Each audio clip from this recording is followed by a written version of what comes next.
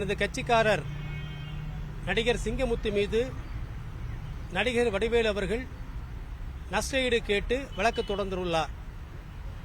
சென்னை உயர்நீதிமன்றத்தில் நடிகர் சிங்கமுத்து அவர்கள் தன் மீது அறம் என்கிற யூடியூப் சேனலுக்கு தவறான தகவல்களை தந்ததின் பேரில் தன்னுடைய பெயருக்கு களங்கம் ஏற்பட்டதாக கூறி சுமார் 5 கோடி இழப்பீடு கேட்டு வழக்கு தொடர்ந்துள்ளார்.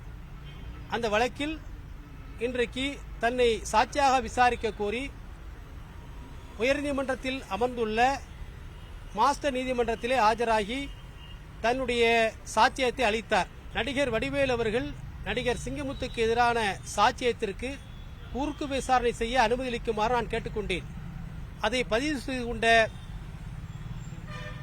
மாஸ்டர் சென்னை உயர்நீதிமன்றத்தை அணுகி மேலும் அந்த வழக்கிலே எக்ஸ்பர்ட்டியாக இருக்கக்கூடிய சிங்கமுத்து மனுவினை மேற்கொண்டு விசாரணைக்கு எடுத்துக்கொண்டு அதன் பிறகு நீங்கள் நடிகர் வடிவேலை குறுக்கு விசாரணை செய்யலாம் என்று அனுமதி அளித்திருக்கிறார்.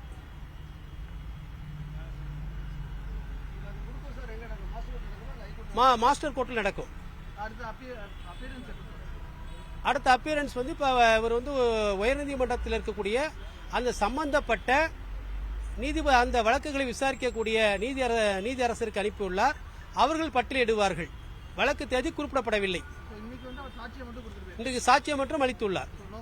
No cross examination. குறுக்கு விசாரணை இன்னொரு நாள் நடைபெறும். கட் பண்ணி போட்டுவீங்களா? வேற எதுவும் சொல்லணுமா?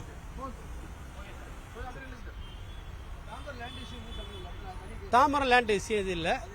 இது தன் மீது அறம் என்கிற யூடியூப் சேனலுக்கு பேட்டி கொடுத்தது தனக்கு களங்கம் ஏற்படுத்ததாக கூறி இந்த வழக்கை தொடர்ந்து உள்ளார்.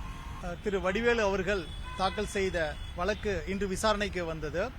இந்த வழக்கில் நடிகர் சிங்கமுத்துக்கு எதிராக திரு வடிவேலு அவர்கள் மான நஷ்டஈடு கேட்டும் ஒரு நிரந்தர உறுத்துக்கட்டளை பிறப்பிக்க கோரியும் தன்னை தொடர்ந்து அவர் பொய்யான கருத்துக்களையும் அவதூறு கருத்துக்களையும் பரப்பி வருவதாகவும் அதனால் சமூகத்தில் தன்னுடைய நற்பெயருக்கு களங்கம் ஏற்பட்டுள்ளதால் அதனை தடை செய்ய வேண்டும் என்று திரு வடிவேலு அவர்கள் மாண்புமிகு உயர்நீதிமன்றத்தை அணுகியிருந்தார்.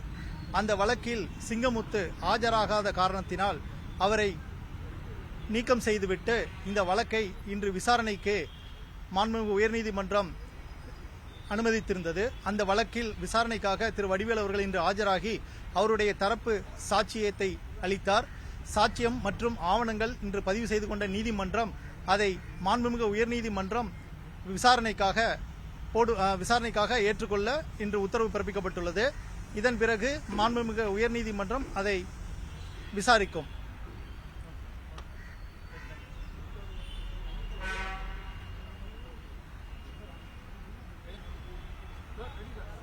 எங்களுடைய கட்சிக்காரர் திரு வடிவேலு அவர்கள் சென்னை உயர்நீதிமன்றத்தில் நடிகர் சிங்கமுத்து அவருக்கு எதிராக தாக்கல் செய்த வழக்கு இன்று விசாரணைக்கு வந்தது.